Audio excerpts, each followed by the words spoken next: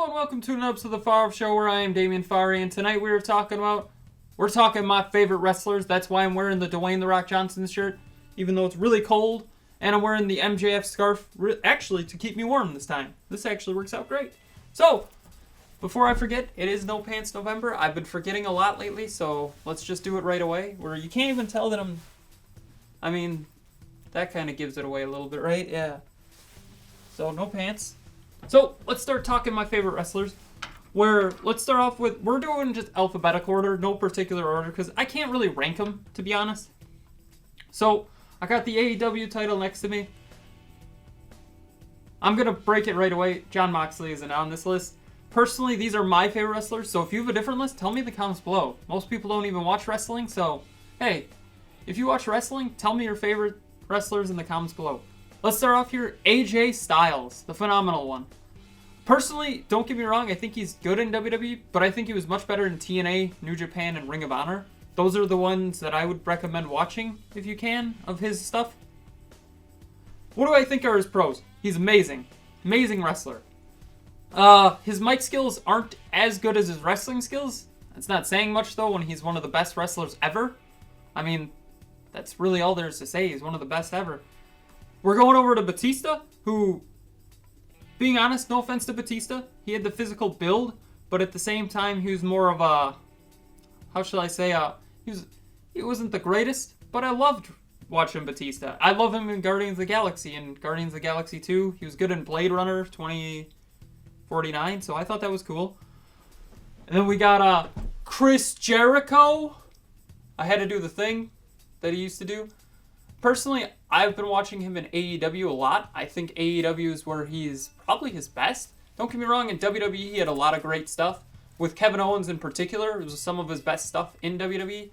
Also, his WCW days were great. His New Japan stuff is great, but I still think his best stuff is in AEW. Then moving on here, we got Cody, another AEW person here, which I think is an amazing one too. I think, honestly, he does give great promos for the most part. And then I feel like his actual, how shall I say, ring work is pretty good, but he uses the same moves a lot. But his matches are great at telling stories. I mean, him versus Nick Aldis was amazing with the false finish and everything. Then we got the rated R superstar Edge. What is there to say about Edge? I think him and Batista had a really good rivalry for a little bit there. They weren't long, but I liked it. Both of them had a great rivalry with The Undertaker. Edge's was probably better. His WrestleMania match with The Undertaker is one of the best.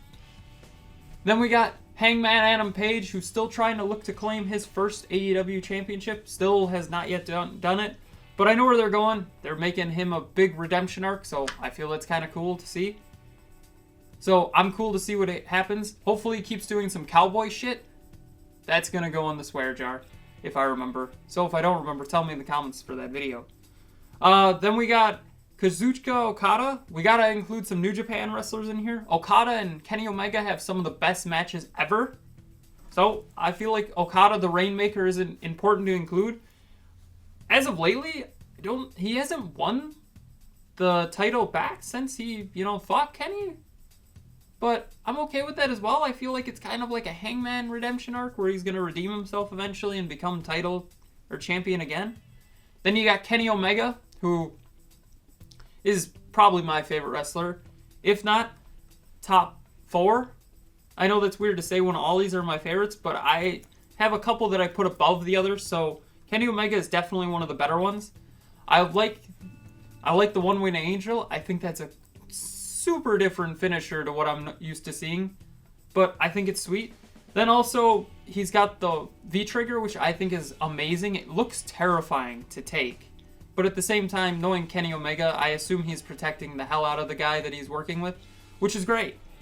Then we got Kevin Owens, who I prefer as Kevin Steen when he was in Ring of Honor, personally. He got more freedom in what he could do, and I liked that. Don't get me wrong, I loved him as the Universal Champion. That's why I kind of want to buy a Universal title for this little setup here. Even though I prefer the AEW title look-wise, the red looks kind of dumb. But at the same time, I like it at the same time. Then we got Kota Ibushi, Kenny Omega's partner in the Golden Lovers. honestly, I like him and Kenny as a tag team group. Kota Ibushi, I haven't really watched too much of his solo stuff, but when he's with Kenny Omega and they're tagging and they're fighting, I always thought it was great storytelling. Then we got Kurt Angle, who early WWE was good. His TNA stuff, some of his best matches. I love the mouth guard, to be honest. I don't know what it is about the mouth guard. He won, with a broken freaking neck, so that's important to always say. But what is it? He's willing to take himself seriously. He's a guy who has a lot of honor, but at the same time is willing not to take himself seriously. Like the milk stuff, the you suck stuff. I think it's great that he's willing to do that. When, honestly, if a man of his talents who won a gold medal doesn't have to be treated like that at all. But I think it's cool that he's willing to take that. Then we got the Macho Man Randy Savage, who is my favorite old school wrestler. All these, if you've noticed, are past the 80s. They're like the late 90s. Actually, none of them have been late. Well, Kurt Angle's late 90s, but we're getting to ones that are late 90s. But Randy Savage was ahead of his time. He was a match master, for lack of a better term. I just love watching him. His promos are amazing too. I also love the Slim Jim stuff. So, personally, I think he's been great. WWE did him wrong when they put him on commentary and kind of just got rid of him. And then when he went to WCW, I never really watched WCW to be honest, but I assume he did well there too. Then we got MJF, Maxwell Jacob Freeman. I can't afford a real scarf, so I got his scarf right here. Honestly, he's a pretty good wrestler. He's young. I think he's younger than me. I'm 25 right now. I think he's a bit younger than me. But he can talk on the mic. I mean, years of practice, I assume, or just real charisma.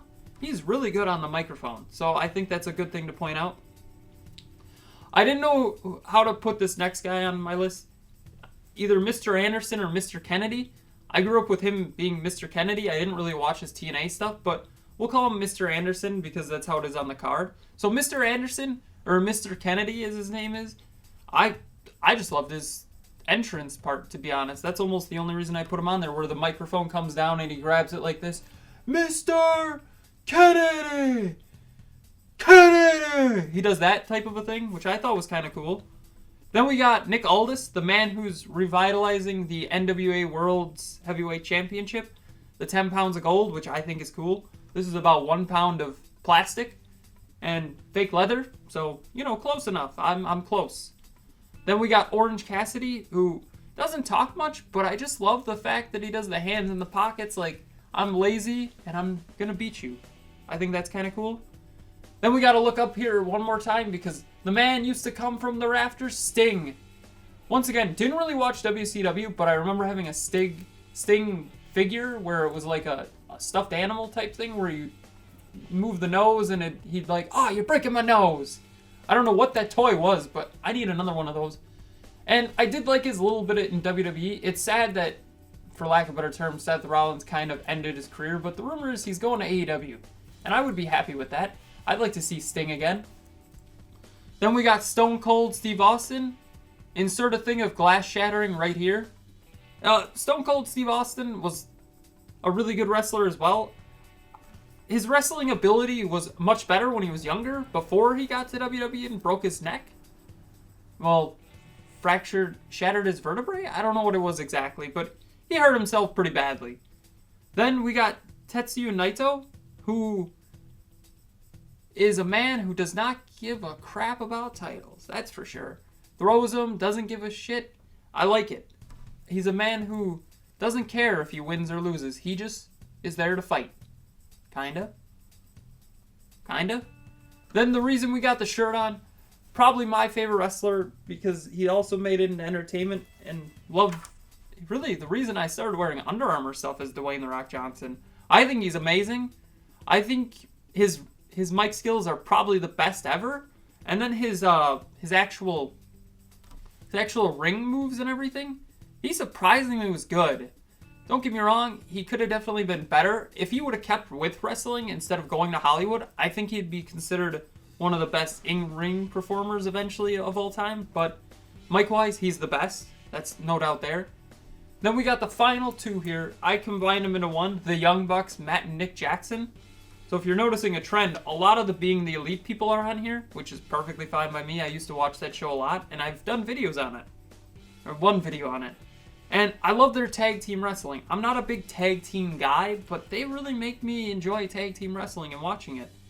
And I know what you're going to say. Damien, you have pretty much everybody from Being the Elite. Cody, Hangman, Kenny, the Young Bucks. Where's Marty Scurll?